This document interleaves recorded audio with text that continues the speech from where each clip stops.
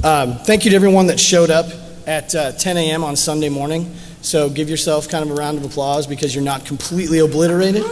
You're not still drunk from Thursday, like many of us are. So kind of to start off, we're going to explain what OPFOR is and what that even means. A little bit of my background, not to go too much. I was a former U.S. Army warrant officer. I dealt with what's called OPFOR, okay, or opposing forces. I used to help train teams that would deploy prior to their deployment to help them prepare for the battlefield, right? So being a forensics investigator, I thought, what better way to get better at forensic investigations than to work with my quote-unquote enemy, right, which happens to be Tim, who's also a member of the Spider Labs, who is a pen tester. So then the same way on the battlefield, how we would train infantry and artillery, we train ourselves within Spider Labs so that he understands indicators of compromise that he leaves behind by, conducting his attacks, and I see real-world forensic indicators of compromise from attacks that he launches. And just as kind of a side note, right, I'm not a proponent of any one forensic utility. I know when people say, oh, forensics, I use NCASE. That's not forensics. That's understanding a piece of software, right? Knowing how to use NCASE or FTK no more makes you a forensic investigator than knowing how to use Microsoft Word makes you Stephen King, okay? It's just a tool, and it just does whatever you tell it to. So, forensics is truly being an independent finder of the facts and understanding how those facts are laid out and then how to interpret them, right? So again, opposing forces is really something that we've stolen from the military and have kind of used internally to get better at what we do and to truly understand what indicators of compromise are left behind in real world attacks, right? And it works both ways. When Tim sees what indicators of compromise his attacks leave behind, he can go, wow, that was a really freaking noisy attack. Is there a better way for me to accomplish the same goal? Not necessarily with the same tools, and maybe he's got to write a different tool, but his end result, right, will be the same with less indicators of compromise left behind, which may or may not be important to our clients, but at least we give them the opportunity. Right, and it's bringing that mentality in to the attack and defense communities, and it's an evolving cycle. It's not something we do one time and go, hey, we're great, we're done, right? It's something you're constantly doing. There's always new attacks, there's always new vulnerabilities, there's always new things that we need to see so that we can get better at what we do, right? So here's our plan of attack. We're going to talk about something called sniper forensics, and it's kind of something that we've developed in the Spider Labs over the last few years in opposition to shotgun forensics. And we'll give kind of some background in that, and then with some real world pen testing events and examples. We'll do a proof of concept. We'll show how it actually works, right? No live demos. I don't want to get anyone all excited about live demos. It's 10 in the morning for us too, and we're kind of Vegased out too, so we took screenshots. And then what some of the post-mortem activities and stuff are. So, state of the industry right now. Incident response in forensics has traditionally not been about live analysis. It's been about dead box forensics. We're trying to get away from that because honestly, that methodology sucks. It's 20-year-old methodology, and it was really cool and cutting edge 20 years ago, and it's not anymore, right? How many people in here have some kind of smart device? Smartphones, iPods, iPads, Droid tablets, something like that. Are there any spinny drives in there? No, it's going to be all cloud-based, right? So looking at the direction technology is moving, we're not going to be dealing with spinny hard drives anymore. You're not going to be able to pull those out, stick them in a right locker, image them, and do post-mortem analysis. You're going to be imaging the cloud. So good luck with that. Let me know how that goes. So you're going to be doing log analysis, you're going to be doing RAM analysis, you're going to be doing volatile data analysis. That is where technology is moving. So instead of being stuck in the quagmire of 20-year-old technology, we need to move forward and look at the direction things are going. And that's really what we're working on. So I'm going to pass over to Tim now. So good morning, DEF CON. I'm Tim, and from my point of view, the current state of penetration testing has some issues. I think, first of all, that we are exploit happy. And what I mean by that is that we're focused on exploits that involve memory corruption bugs. And I want to reappropriate that, the terminology there. So I think if you look at how people talk about this stuff in the industry right now, when people use the word exploit, they're really just talking about the kinds of attacks that involve throwing shell code at stuff. But think about the real world use of that term and all the other things that that exploits encompass, right? I want to reappropriate the word exploit for all that other shit. And so I'm using the term exploit to kind of minimize and push to the corner the stuff that involves throwing shellcode at shit. And then, more importantly though, I think that the penetration testing community is losing focus with, or the connection to real attack patterns, how attacks actually occur in the wild. And so I think if we look at how we scope penetration tests, how we perform them, and how we document them, those are all, I think we are in each of those cases drifting away from real attack patterns, and I want to switch things around back to what I'm calling real world penetration testing. And so more of that later, but next Chris is going to give us an intro into sniper forensics. Okay, so some of you may have seen, if you're in the forensics community, you may have seen or heard of sniper forensics. I actually wrote it on a plane.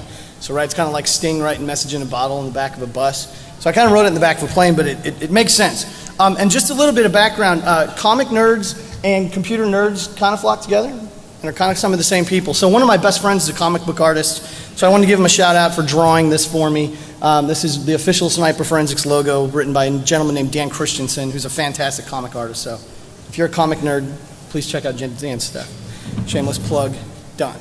Okay, so Sniper Forensics is, again, it's the concept of going after the data that's necessary, right? And we use the term indicators of compromise for that. It's not going after a bunch of crap that you probably don't need, right? You don't need full disk images to see what's happening in memory. You don't need full disk images to create a forensic timeline, right? You have to know what the data is that you're going after and why you need it. And this is why I don't like point and click monkey forensics, is because you don't know what's happening in the background. You load an end case, you click sweep case, and you ask, what did that just do? Well, I'm generating output. That's awesome. What kind of output are you generating and why are you generating it and how is it doing it? I don't know, right? So open source tools, in my opinion, are so much better because I get what's happening with the ones and zeros. And I'm making that decision, not a developer for a software company that a sales guy told me I needed, right? It's me as the engineer going, here's what I want to see, right? So we have, you hear about the APT, and that's awesome marketing by Mandiant. So if anyone here's from Mandiant, great marketing for APT. But, and I think that was born out of the AFOSI, actually. So, anyways, we have the OPT, right? The organic persistent threat. Because attackers don't attack something and go, damn, that didn't work, and then walk away, right?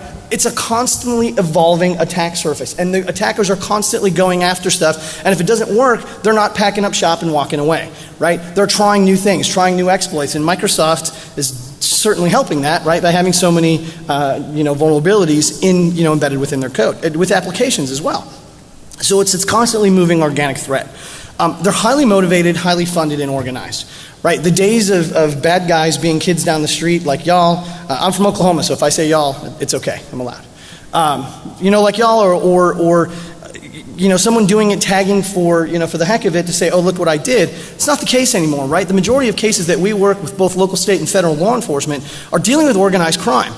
Hacking has become a high-dollar crime, right? It's a syndicate. There's components to it. There's moving parts just like any business model.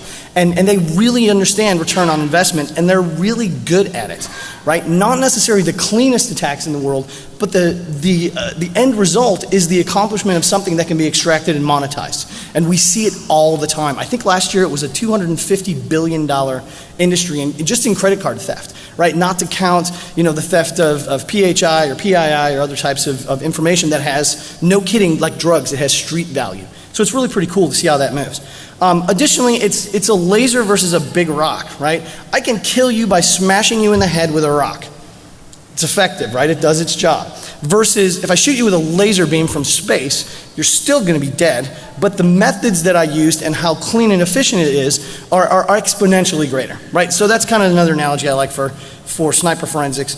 And target selection, right? I can look at whatever data right, I think the bad guys are going to go after, right? And y'all know as pen testers, you don't pen test for the sake of pen testing, right? When I was a pen tester, my customers would give me a target and say, go get this. See if you can get to that data over there. And they'd put me, 7 miles away, 3 different subnets away, and you have to jump and pivot, but that was the end goal. So who cares how I went through it, because the end goal was I extracted that data that I could then monetize. So that's where we start, and then we move outwards because that's the logical sequence of an attack, right? So, and then you get the best return on the investment, both for the attackers and for us as investigators. And then obviously pivot attacks lead to deeper, penetrations, which is just fun to say. Right? So advanced attacks need an equally advanced investigation approach, and that's what sniper forensics is. Right? We don't image everything. Right? I've been on cases, no kidding, both when I was in the military and as a civilian, where the lead case agent comes in and says, okay, image everything. I'm like, well, what is everything? He said, any server, any system, image them all. I've been on cases where I've taken over 250 forensic images. What the hell am I going to do with 250 forensic images of servers? I'm going to load them into NCase, I'm going to cross my fingers and hope to find evil, right? No, it's a terrible idea, right? That's old school, and it relies on something we call autopilot forensics. Click, open book, start reading, right? That's a horrible way of conducting an investigation. And in the real world, you would never see a police officer come into a crime scene and conduct an investigation like that, okay? It just doesn't work. And an additional component of that, I was talking to a police officer friend of mine, saying, look, well, what about tools that are court certified or vetted in court? People always say, well, NCase is court certified. No, it's not. Tools cannot be certified. Investigators can perform and do certification, right? And because that's the one doing the investigation, not the tool. And saying that one tool is court certified versus another is like saying, if you take crime scene photos with a Nikon, those are accepted. If you use a Canon, no, we can't accept that, right? It doesn't make any sense. So sniper forensics uses logic, go figure. Most of us in this room are kind of outside the box, stamp on it, burn the ashes thinkers anyways, but we're all logical, right? There's a logical path of progression in the way our thought process works. So applying sound logic, using Locard's exchange principle, Occam's razor, and something we've dubbed the Alexiou principle are really how we go at that data, right? We extract only what needs to be extracted. I don't take 250 images because that's not where the target data resides, right? I go after the target. I allow the data to provide answers. I can't tell you how many investigations I've worked on where before any evidence is analyzed, the investigator walks in and he's got an idea of what he thinks happened. So all the evidence that he gets, he crams into this box of what he thinks took place and ignores everything that doesn't fit his idea of what happened. And again, that's terrible science, right? That's not how we conduct experimentations or investigations. We report on what was done, and like math class, right? You provide you show your work and you provide your answers. So the way we've broken this down to non-technical audiences, which I know you're not, but just hear me out because it'll give you a solid understanding of how we approach an investigation, right? There's 3 components. We call them the breach triad. Think of a bank robbery, right? Old school, black and white movies. You've got the bank robbery. He's got to do 3 things. He's got to break into the bank. He's got to get his white bag with the dollar sign on it, right? Stuff all the money in it, throw it over his shoulder, make his getaway. Seems pretty easy, right? Infiltration, aggregation, exfiltration. Cyber attacks are no different. You got to gain access to the target network. You've got to identify the data of value and aggregate it somehow, and you got to get it from a system controlled by the target to a system controlled by the attacker. Very simple. So when we approach an investigation, that's how we approach. How did the bad guys get in? What did they jack? How did they get out? Very simple. So the guiding principles, if you don't know, are Locard's exchange principle. Everyone's seen CSI, right? Everyone's heard Gil Grissom talk about Locard's exchange principle. Occam's razor was by William of Occam, and a gentleman named Michael Alexiou, who I used to work for when I was with the X-Force at ISS, developed this, but he never documented it. So I asked him if I could document it. He said yes, so that's where that came from. So basically, Edmund Locard was the founder of the feast in our world. He was kind of the father of the modern forensic sciences. And he said, look, use deductive reasoning. Right? It's very simple. There's answers for things, and you just have to follow logically those paths. So Locard's exchange principle kind of boiled down is, has anyone ever seen the glitter test? Right? You put glitter on your hands, and you shake someone's hand, and now they have glitter on it, and you have glitter on it, and everyone else shakes hands, and the whole room is full of glitter. No one's ever seen that? Okay, well, if you put glitter on your hand and you shake someone's hand and, rinse, repeat. So that's kind of the concept. If I touch your shirt, I have fibers from your shirt on my hand, you have oil from my hand on your shirt. Okay, so think about how that applies to computers. If you log in interactively through the shell, do you leave a trace? Yes, right? You leave a type 10 login in the Windows event logs, right? Or if you log in through the command shell, is it a different type of indicator of compromise? Well, yes. If you launch a program, do you leave residual traces behind? Yes. Okay, there is no way around it. You can reduce the amount that you leave behind, but it's always going to be there, right? So that's Locard's exchange principle.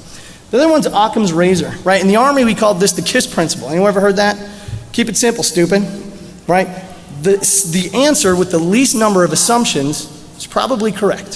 So you having crappy passwords and getting owned, or someone writing ODA vulnerability or ODA code on the fly, which is probably more likely? Well, bad passwords requires less assumptions, right? So that's kind of Occam's razor in a nutshell.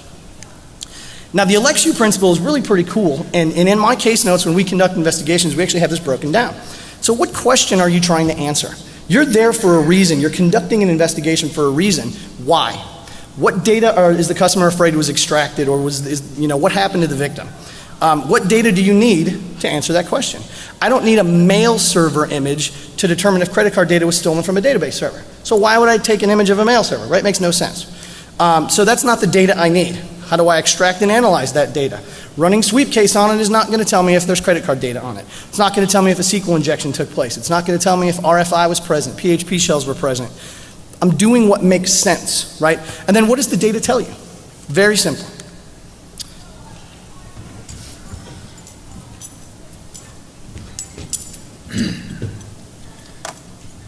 So I'm going to introduce what I call real-world penetration testing, though this term is kind of out there in the wild. First, what I mean by real-world is, we have to remember that a penetration test is a model of something else, and its value is related to how close or far away that thing is from reality. So by real-world, I don't mean like pen testing like the real pen testers do it. I mean pen testing like the real attackers do it. So let's think for a bit about how black hats go about choosing their methods. Well, first let's think about how white hats do it, because the assumption here is we're white hats. So how do we choose exploits? Well, we put metrics on stuff. We look at vulnerabilities and we measure them according to various things. There's been a number of standards over the years.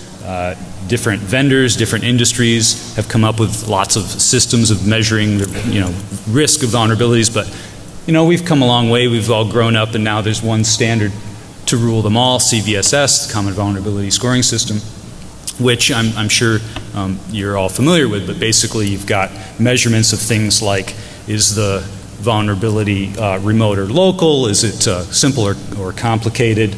Does it require authentication? And what kind of impact does it have to the target system, right?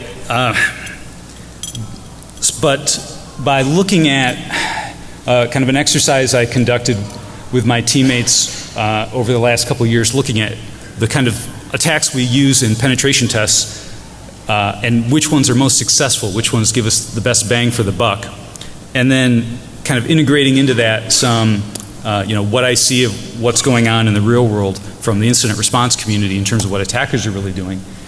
Kind of look at that data, and I think that these values kind of bubble up to the top of, if I were a black hat, these were the things I'd be focused on. Safety, meaning, is this attack safe to the target? Can I conduct it in such a way that I'm not going to knock the target over? That gives me stealth, because if you knock the target over, that's going to ring alarms. But just as importantly, it gives me reusability. I can attack the same target over and over again. So that's, I think, crucial. And power, I mean, what kind of leverage does this attack give me over the target? Invisibility is simply stealth. Again, we want to get in and out and not get caught. And frequency, meaning we want to spend our time attacking commonly found systems. We're a vulnerability that's common in the wild and not some strange one-off system. So one thing to notice, though, if you look at these metrics, is none of these appear in any form in CVSS. So that was one of the things that struck me when I put this data together. First was just that there seems to be this disconnect between how, as an attacker, I go about choosing exploits and how defenders go about choosing which things to defend against. It seems like we would want those things to line up.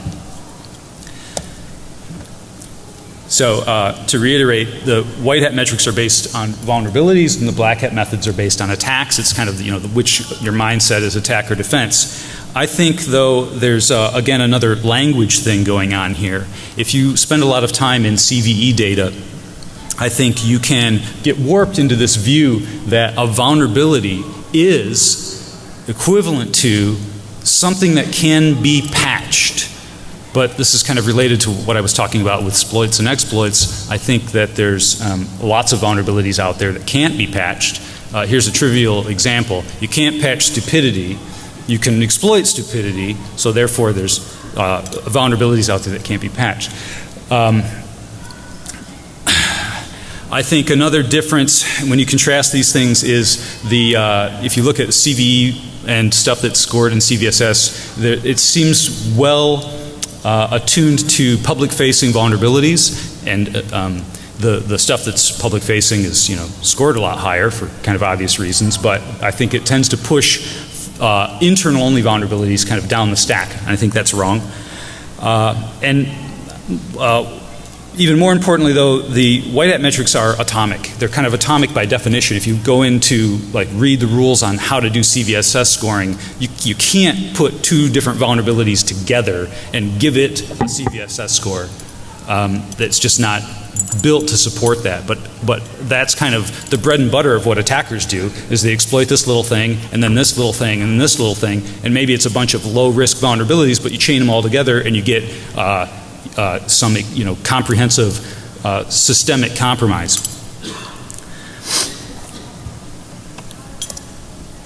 Just a quick sidebar here. I think CVSS needs some work. It's actually undergoing a process right now to get to CVSS version 3. But here's some things I think it needs to better support. So it needs to, the basis of CVSS and CVE data needs to, look at stuff that's obviously vulnerabilities that's not being scored. So just to give you a trivial example, ARP cache poisoning. Well, that's one of my favorite vulnerabilities. I use it, every freaking day, and it's not. It doesn't have a CVE. It's been a CVE candidate since 1999, but it's never advanced past that. So that's an example of a vulnerability that's in the big bubble. It's not in the little bubble. Why is that? I think the most critical attack surface is internal, so I want to see scoring that kind of prioritize that and brings attention to that. And I want to see a scoring system that allows us to put vulnerabilities together and put some kind of conglomerate score on it, so we actually line up where attackers are going with what defenders react to.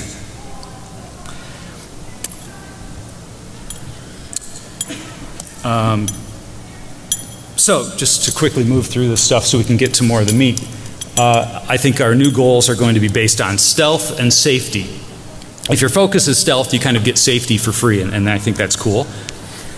And the demonstration of multi-step attacks. I don't necessarily mean, I kind of think that the classic, your mind's going to pivoting.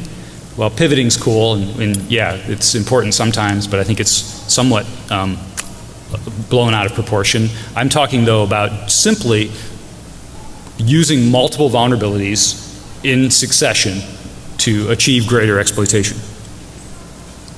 And then less importantly, blended methods, the demonstration of blended methods, the demonstration of data exfiltration, and potentially even the use of black hat tools and methods. So just to summarize, here's the old goal. Here's the new goal. So black hats don't heart shells. I don't think. I think they heart, RSA secrets and product designs and credit card numbers and things that can be monetized. So one of the things that you get when you focus on the data, where the money is, and instead of how many shells you can pop, is, you're going to be more efficient. You're going to do less stuff to get more data. So by having this safety first, stealth first focus, you're going to put the focus on the data where I think it belongs. You're going to if you're doing joint exercises with incident responders, you're going to give them realistic data to analyze. And as a kind of workaday penetration tester, most important for me is if I can focus on safety first and I can convince my clients about the principle of safety first, I can actually set realistic scopes on my tests and not be restricted from looking at certain systems or restricted from looking at certain network layers and all that kind of shit. I mean, that's all our fault, I think, ultimately, because over the years we've fucked things up and we've knocked systems over and pissed our clients off. And so naturally they want to restrict where we go. But I think we can fix that. So let me just quickly cover, I'm not the first person to talk about trying to push pen testing to more real world methods. I mean, I've been heavily influenced by a lot of folks, not the least of which are these guys here, H.D. Valsmith and others, going back to DEF CON 15, if not earlier. I'm not going to kind of summarize what they talked about, but go find these presentations if you're not familiar with them, read the white papers. And here's some more recent stuff. If you look at kind of this history of dialogue around real-world penetration testing, there seems to be a focus on things like binary exploit versus other kinds of exploits, which I referred to earlier. Also, the importance of 0 days. Are they critical? Are they irrelevant? Well, that's all kind of interesting, but what I want to highlight as kind of the fundamental focus around real-world penetration testing is the focus on stealth and safety. So let's take a quick look at what someone who's not applying these methods looks like. So we're going to run a couple of scenarios past you. We've got the lazy pen tester and then the real world pen tester, and we're going to look at things first real quickly from kind of a network point of view, and then Chris is going to take a deeper dive from a host level analysis. So of course the lazy pen tester is none other than Pen Test John.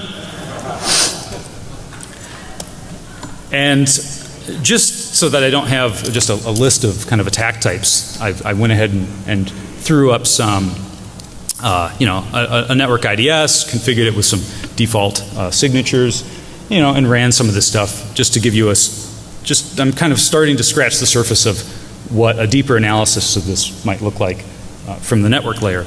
So here's, kind of trivial example, netmap, and of course, or nmap, and of course nmap's going to trigger a bunch of alerts. You'll hear me say later, I'm kind of down on the whole port scanning thing, and this is one reason why. Triggering alerts, yes, but also if you've been doing this for a long time, I'm sure you've run into systems that actually fall over when they get scanned. And why? Why are you doing that? Well, so here's another one. Specific to a particular protocol, this is SMB taking advantage of NetBIOS null sessions or SMB null sessions, and enumerating lots of stuff, maybe from a domain controller, like users and groups and password policies and shit. And it's just it's a low level alerts, but it's going to potentially trigger a lot. Another example, password brute forcing, trying to guess for weak passwords, in this case against SMB again. In this case, you're not going to potentially see a lot of alerts, but password failure alerts tend to get high severity. So few alerts, but they're red. Again, not what you want. And then here's exploit, right? Classic example, Metasploit, MSO 8067, and again, lots of red events. So I don't like these. So, what's it look like from the other end? Right. Okay. So what we're going to look at, now is what the lazy pen tester is going to leave behind. Now, understand the caveat of this was a lab, right? I knew what Tim was, well, I knew when he was going to attack. I knew what box he was going to attack. So, okay, there's a certain degree of unrealistic ism, right, going into this. But you should get what we're trying to infer, right? So the first thing I used was a tool called Winalysis. Everyone ever use Winalysis? It's an awesome tool. It's not supported anymore. But what it does is it basically takes a snapshot of your system, right, on a Windows system, and then you run malware against it or run an attack or whatever. You run it again, and it shows you the deltas, which is really pretty cool. It's a quick and dirty way to find out what happened quickly. So as you can see, I've got some pretty big numbers there, right? I got some red stuff and some squares, right? So basically what that means is all of those are changes to the system, right? So Tim did what he did, and I've got 180 critical registry warnings. I've got some activity on file systems, and I've got some activity to users. So immediately I can start looking at what he did and how noisy his attack was. I don't know if you can see that. Oh, that works on my system, not yours. Crap. Okay, well, it sucks. But what that is I'm able to show that that is RDP being enabled, right? I see through, this is from a forensic timeline, and if you're not familiar with them, there's a really great tool called Log to Timeline by Kristen Gunderson that will allow you to take master file table, event logs, registry last write times, throw them all into one big body file, create a forensic timeline with that, and then it'll allow you to perform different types of searches, chronological searches, keyword searches. It's a really, really great way for us to look at data in mass in a really tight, compact way. Additionally, it kind of throws time stomping out the window. I know that I wrote a blog post called Time Stomping is for Suckers. So if you really want to know how easy it is to detect timeline modification, go read my blog post on the digital standard, and I explain it in depth, so I'm not going to go into it here. So immediately I see that RDP's been enabled. Okay, well, RDP, remote desktop protocol, remote administration, there's my infiltration mechanism, right? So I did not draw that with a crayon, just in case you're wondering. That's a tool called Zoom It. It's pretty cool for presentations, but I circled some additional activity. So I see the SAM Hive being modified, okay? And I see a new entry being created on the SAM Hive within the Windows registry. So for all the Windowsy people, new entry in SAM Hive equals what? New user.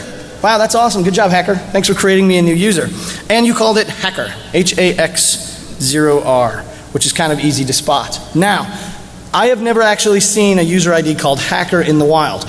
What they're usually named when an attacker tries to create himself a backdoor is like a system account, the internet user account. Something that looks kind of cool because we know all end users are what? They're stupid, right? All of them.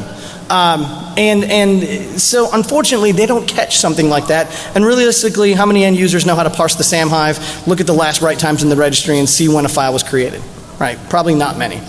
So we do see this user activity being created from the registry hives, right? And we can see that through the forensic timeline, I know exactly when this took place. So now we call this the window of intrusion. So now through my timeline and through my analysis, instead of looking everywhere, I've got about a, 5-minute period that the attack actually took place. I'm not taking massive forensic images. I'm not looking at, images and images and images and massive amounts of data. I'm looking through a timeline and then through my volatile data at about a 10-minute period. Okay, and I was able to do all that very, very quickly. Right? So one of the things I did is in my forensic timeline, I knew I had a user ID called Hacker. So that's my keyword that I'm going to search on. And so what I did is I grepped through that forensic timeline, and I did a grep dash, what did I do? I did a grep-i for Hacker, and then I piped that to word count minus L to get a full listing of how many files actually had that thing on it. And there was 406. So through Tim's creation of that user ID, right, Windows then created or made 406 modifications to existing files or created new files. Okay, so then I piped that to only look for files that had been born, right? It's an attribute, a MAC-B attribute. So on NTFS file system, that B is birth, new files on the system. 133 new files from the creation of a single user ID. Very, very noisy, very easy for us to pick up on. Okay, so if you're trying to employ stealth, not the way to do it. Okay, because it leaves behind over 530 residual trace data elements. Pretty cool. Okay, so the other thing I can see through my forensic timeline, remember I said there's different ways to search through this data. There's keyword searching, which, if I have keywords to go off of, okay. What's better that I like more is chronological searches. When I have a window of intrusion that I'm looking for, now I can look at all activity in that window. I can add registry lapse write times. I can add event logs. And really in log to timeline, what's cool is there's like, I don't know, like 30 different supported log file elements, and you can email Kristen if you find one that's not there, and he'll add it for you. So it's a really, really great tool. So I can add all of this log data and then say, show me everything that took place in this 10-minute time frame. And I can look at all the activity. So I see this download, right, of IP scan win32-3.0-beta6.exe. Does everyone know what that is? It's the angry IP scanner. Again, not necessarily the downloading of the IP scanner is noisy, but the download of a utility onto the system is going to leave residual trace data, not only in the internet access logs that's going to show that taking place, but if it were FTP, let's say he didn't use the web, he used, or the internet, well he did, but HTTP, right, he uses FTP. What's that going to create? Right, the execution of ftp.exe is going to create a prefetch file. So I know that he executed FTP prior to the file, or what API, the URL download to file API being invoked and a file appearing on the system with a new birth date. Okay, all of that sequentially, like Tim said, a small thing here and a small thing here and a small thing here, chain those together, and I've got a story of what took place that's really pretty good.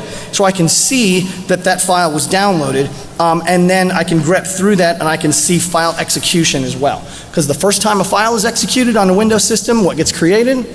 Prefetch, right? I can parse out prefetch data. I can see the original location of the file. I can see the last time that file was executed. It really gives me a great deal of information. So by him being sloppy, kind of intentionally, but to show what can take place and what kind of residual data elements you leave behind by not employing stealth, maybe as a pen tester now, you can say to yourself, wow, I didn't know I created that much data behind what I was doing. Maybe I can employ a better method that's not going to leave gobs and gobs and gobs of data behind. Or as a forensics investigator, we can all look at that and go, wow, I didn't know that much data was left behind. That gives me something to look at when I'm forming my window of intrusion on a specific investigation. So we got a new one now. Okay, so let's reset and run the scenario again from the perspective with the real world pen tester at the controls. So like I said, in my view of real world pen testing, port scanning is passe, or it's like not cool. So what are you going to do instead? Well, the first thing you're going to do is total passive network analysis. This screen here is just an example of how to do that. This is a Metasploit module called Pig. It was written by a colleague, Ryan Lin, who presented on this DEF CON 19. And it's just a way of monitoring broadcast traffic, multicast traffic, and if it's got a protocol parser for it, it will suck that data in and populate elements of the Metasploit database, so that you could potentially, take these things up into, next layers of the, or next stages of the attack. So, I mean, but you're identifying hosts on the network, right? And maybe what kind of hosts they are. And you're not generating any packets at all, so of course you're leaving no trace. That reminds me of a sidebar discussion we could have later in Q&A about detecting promiscuous mode. That's really a red herring. So if we wanted to take that to the next level, we could start getting a little bit active. We can get active at layer 2, and we can do ARP cache poisoning and start middling traffic on the local network. And we can, tie that into the kind of analysis that we could do through Pig.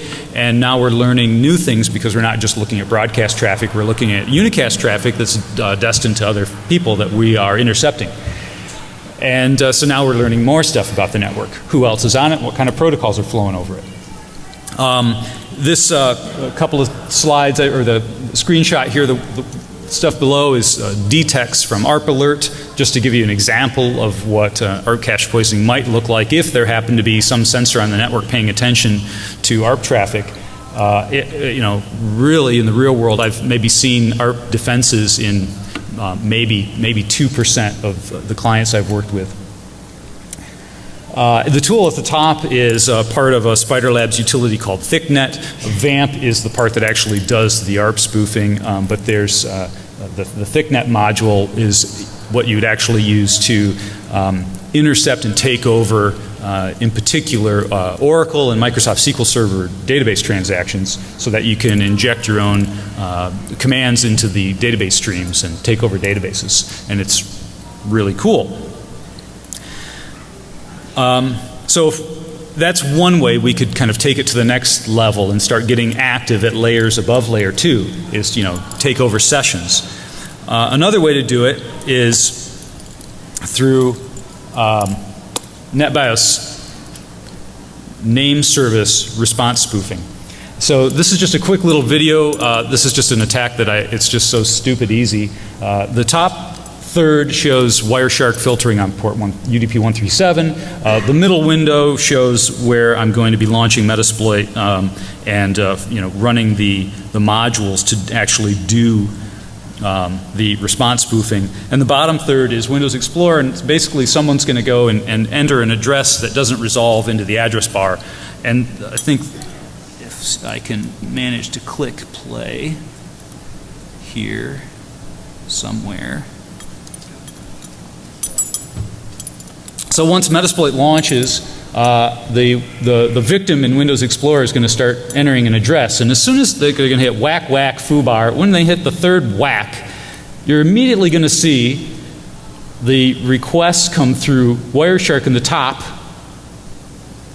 So there's foobar getting entered, the final whack, boom, a request, boom, a hash. I mean, that's how fast it happens. And the user didn't even hit enter. Right? They didn't even go to some bogus site. Maybe they see the typo and they correct it and they're none the wiser. At this point, though, you have hashes. It's like one of the easiest ways you can acquire a hash. And the import there is that now you can go native, and that's the goal. You want to, as quickly as possible, impersonate real user traffic on the network, because then everything you leave behind is going to be really hard to distinguish from everything else on the normal network. So for example, you can start querying other servers with those credentials you have and finding all kinds of useful data about the rest of the network. Or you can you know, interact and run arbitrary commands. Maybe you can run gsec dump and grab hashes. Or, you know, that might be dangerous. You're going to want to figure out whether antivirus is on the target first and do some analysis of that. But what I like to do is first, you know, grab netstat data from the targets I've compromised. And again, without the use of port scanning, I'm now building up a very detailed profile of everything that's on the network, what kind of services are employed, and go from there.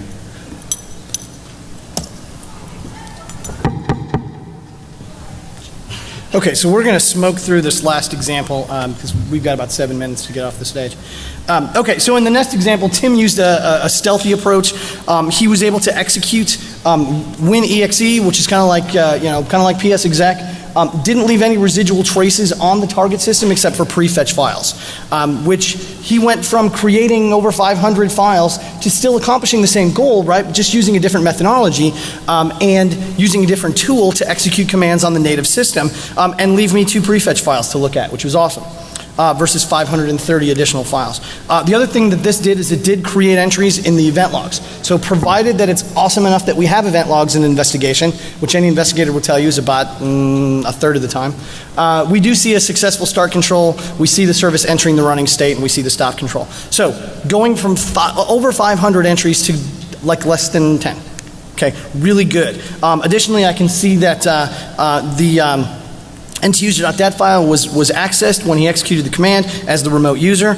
Yes, that is Sterling Archer, in case you were wondering. We see SVC host being executed for the prefetch, which enabled WinExe to be executed, and then gsd.exe. So gsec dump was kicked off. I see the prefetch for that, and there goes my hashes. So Tim just went native that fast. So in conclusion, right, attack number 1 touched more than 400 files, created 133 new ones, and showed indicators of compromise, indicating downloads and program execution. Very noisy, very sloppy, very easy to find. Attack number 2, single system access, or excuse me, access of a single user ID, and only creating 2 prefetch files and a few entries in the event logs, but not a whole lot. His attack surface for me to investigate was so much smaller that he still accomplished the same goal through an exponentially better attack. Okay, so I'm gonna. Yep. So, to summarize what I've been saying about real-world pen testing, here's my top 5 ways to get caught. Number 5, create new user accounts. I don't see the point in that. Don't do it. Number 4, use password brute forcers. That's a really great way to lock accounts and otherwise trigger or announce your presence. Number 3, push shellcode or port scan past a network monitor, or in general, use port scanning. Number 2, let antivirus see your password dumper. Don't do that. Number 1, crash your target. Didn't give a demo of that, but that's a common problem. So in summary, do the least stuff that you can do to accomplish your mission. So now what we've really been demoing here is what you could think of as an InfoSec mashup. We've got these different domains. We're trying to put them together to train each other and make ourselves better. So we've got this space in the middle. We want to grow it. So what other ways can we think of to do that? So predominantly, right, so JTF missions, right, Joint Task Force missions, working with your pen testers, forensicators, and forensicators working with your pen testers to figure out what it is that real-world attacks actually look like. What do exploits really look like in memory? What do they really look like on a disk system? You're not going to find that with NCASE. You're not going to find it with FTK. You're only going to find it by doing analysis real-time with labs, with your friends in the pen test community, right? And then MREs, everyone's had those. They're delicious, right? Meals ready to eat. 15,000 calories, bind you up for 4 days. It's great stuff. So we have incidents ready to eat, right? When Tim comes with a new exploit, we have a pre-canned virtual machine that he can attack. It's got all of my detection tools built into it. It's got the tools that he needs to conduct his exploits. So we can kind of do that, extract the data, and analyze what it's going to look like. Then we can take that information and move it outwards. Right? And then future projects, right? Further analysis of common penetration. That's you, isn't it? Sure. Okay, actually, I was referring to where we've actually shipped these virtual training labs out to customers, right? So we can build a virtual training lab for folks that want incident response training and give them a pre-hacked virtual lab to work in. Other future projects, we need to do further analysis of common methods, and we need to develop stealthier attacks, and then that pushes the bar for the other side of the community to develop better response capabilities and detection capabilities. And I have some places that I want to go in terms of pen test automation, but I'm not ready to share those yet, but that's, there's some things I'm thinking about along those lines. And that's all we have time for today. And we thank you very much for being here at 10 a.m.